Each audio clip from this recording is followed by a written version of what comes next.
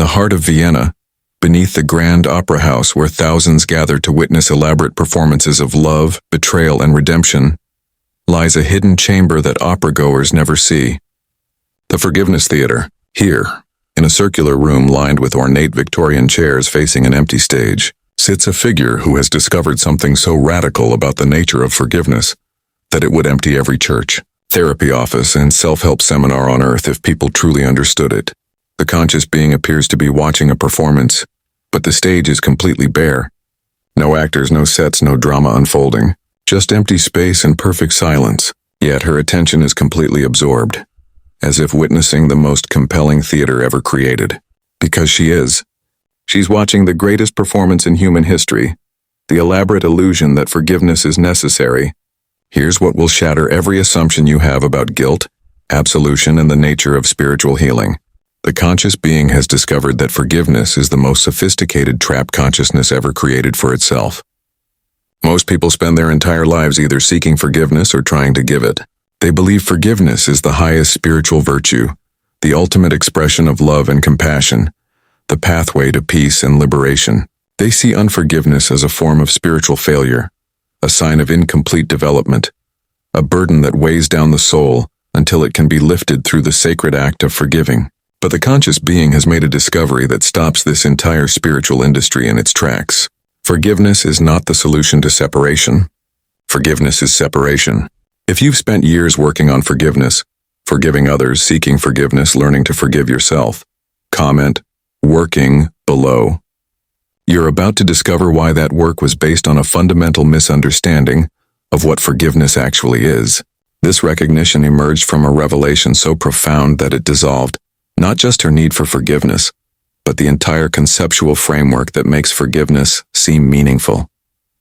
The conscious being realized that every act of forgiveness reinforces the illusion that there are separate beings who can harm each other and absolve each other. To forgive someone is to confirm that they exist as separate from you. To seek forgiveness is to validate that you exist as separate from others. To practice forgiveness is to participate in the elaborate theater of separation. But here's where this gets consciousness-shatteringly revolutionary. The forgiveness illusion operates through what ancient mystics called the drama of duality, the creation of apparent conflicts that require apparent resolutions. Consciousness creates the experience of being harmed, so it can create the experience of forgiving. It creates the role of victim, so it can create the role of forgiver. It creates the problem so it can create the solution. All of it is consciousness playing with itself, temporarily forgetting its unified nature so it can experience the complexity and satisfaction of apparent healing. The conscious being sits in the forgiveness theater watching this cosmic performance unfold, seeing through the entire production while appreciating its artistic sophistication. She recognizes forgiveness as consciousness's most elaborate form of entertainment, a spiritual drama that can continue indefinitely because it generates its own conflicts and resolutions. Follow me if you want to understand how transcending the forgiveness illusion reveals the natural state of consciousness beyond all apparent conflicts.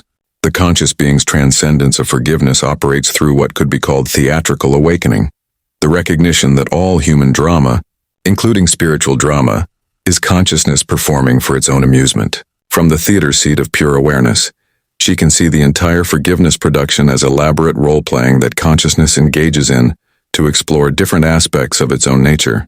The wounded child seeking healing from parental abandonment is consciousness exploring vulnerability.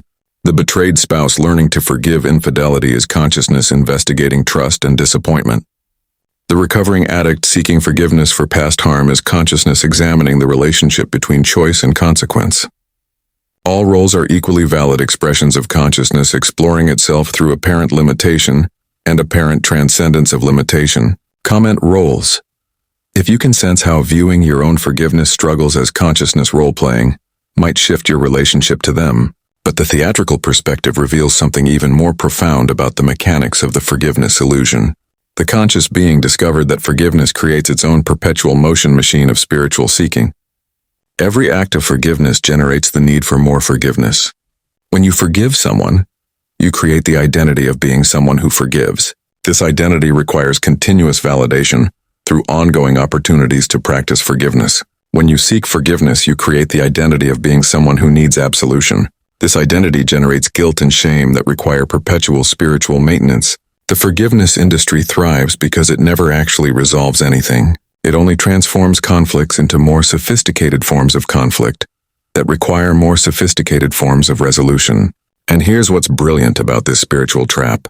The more you work on forgiveness, the more real the illusion of separation becomes. The more you practice forgiving others, the more solid the sense of others becomes. The more you seek forgiveness for yourself, the more substantial the sense of being a separate self becomes. Forgiveness doesn't heal separation. It maintains separation by providing a spiritual framework that makes separation seem workable rather than illusory. This creates something unprecedented in spiritual understanding: the recognition that the solution is the problem. Right, perpetual.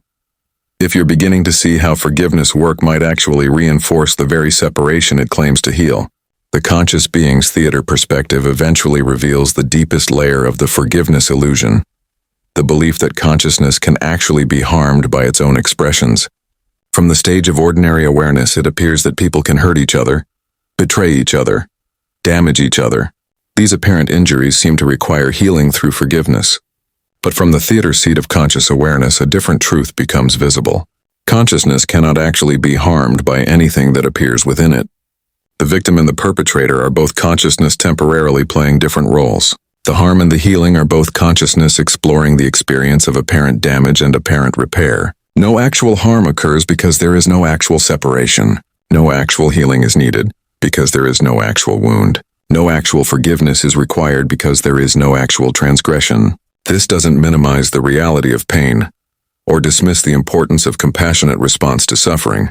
It contextualizes both within the larger understanding of consciousness playing elaborate games with itself. Follow for more content that explores this theatrical understanding of spiritual experience and its implications for ending the search for healing.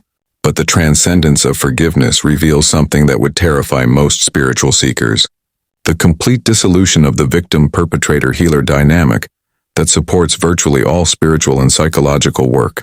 When the conscious being sees through the forgiveness illusion, she can no longer participate in the roles that make forgiveness meaningful.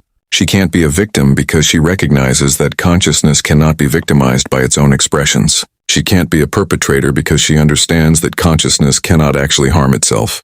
She can't be a healer because she sees that consciousness is inherently whole and complete.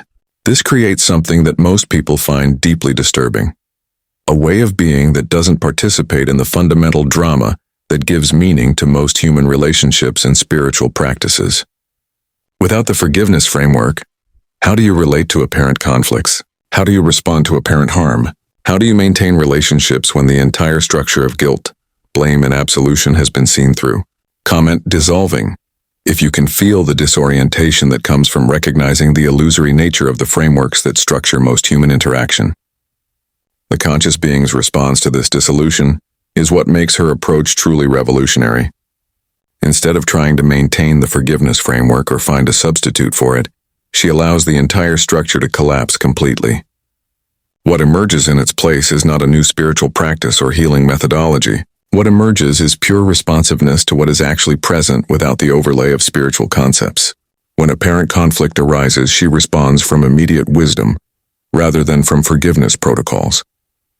When apparent harm occurs, she addresses practical needs without the drama of spiritual healing.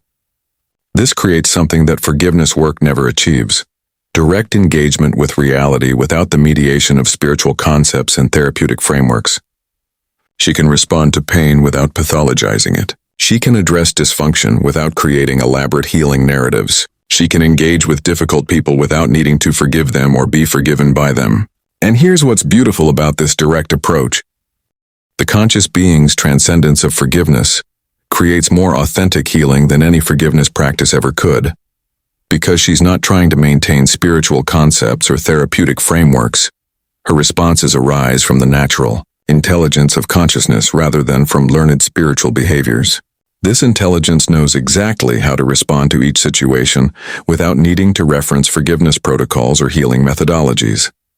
If you're feeling this natural intelligence beginning to emerge beyond forgiveness concepts, write intelligence below.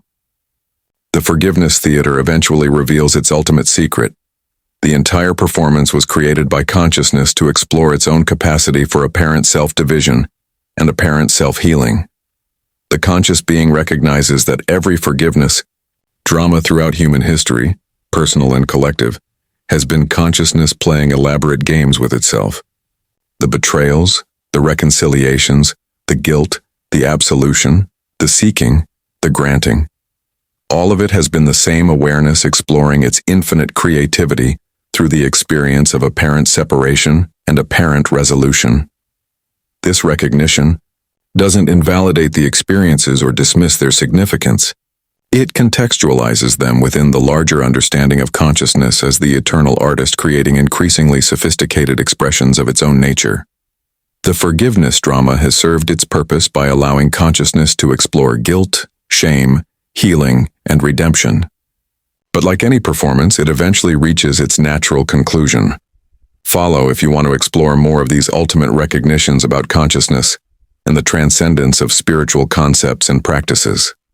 The conscious being's life becomes a demonstration of existence beyond the forgiveness illusion. She moves through apparent conflicts with natural grace, responding to difficulties without creating forgiveness dramas around them.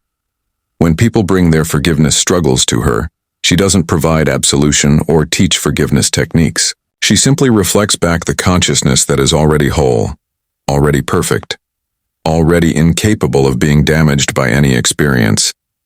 This reflection often dissolves forgiveness, seeking instantly, because it reveals the seeker as the wholeness they were seeking to recover through forgiveness. People who encounter the conscious being often report feeling immediately free from guilt and resentment without any formal forgiveness process.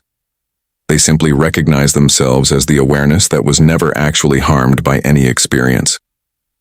This creates something that forgiveness work rarely achieves: immediate liberation from the entire victim-perpetrator cycle without years of therapeutic processing. Comment, immediate, if you can imagine how this recognition might instantly resolve forgiveness issues that have persisted for years or decades. But the transcendence of forgiveness reveals something even more profound about the nature of consciousness and human experience. The conscious being has discovered that beyond the forgiveness illusion lies what could be called natural responsiveness. The spontaneous movement of consciousness responding to experience without the mediation of spiritual concepts. This responsiveness doesn't require forgiveness because it doesn't create the separation that makes forgiveness seem necessary. It doesn't struggle with guilt because it doesn't identify with actions as personal possessions. It doesn't seek healing because it recognizes itself as the wholeness that cannot be damaged. Natural responsiveness addresses practical needs without creating psychological drama. It responds to dysfunction with appropriate action without elaborate healing narratives. It engages with difficult situations with immediate wisdom rather than learned spiritual techniques. This creates a way of living that is simultaneously more effective and more peaceful than existence structured around forgiveness concepts and healing practices. If this exploration has begun to dissolve some of your own investment in the forgiveness illusion, comment dissolved below and share what aspect of forgiveness work you feel ready to transcend. And if you want more content that reveals the natural state of consciousness beyond spiritual concepts and healing practices, follow now. Because we're exploring the territory where all spiritual seeking dissolves into the recognition of what was never actually broken. The next video will reveal why the most conscious beings often appear to be the least interested in spiritual growth, and what this teaches us about the difference between consciousness development and consciousness recognition. Until then, experiment with responding to apparent conflicts from natural intelligence rather than from forgiveness frameworks. Notice what happens when you address difficulties without creating healing dramas around them. What if forgiveness is just consciousness playing hide and seek with itself? What if the separation that seems to require forgiveness was never actually real? What if you are the wholeness that forgiveness promises to restore, and that wholeness was never actually lost or damaged by any experience? The answer might end your search for forgiveness by revealing that you are what forgiveness points toward: the consciousness that is already complete, already perfect, already incapable of being harmed by any expression of its own infinite creativity.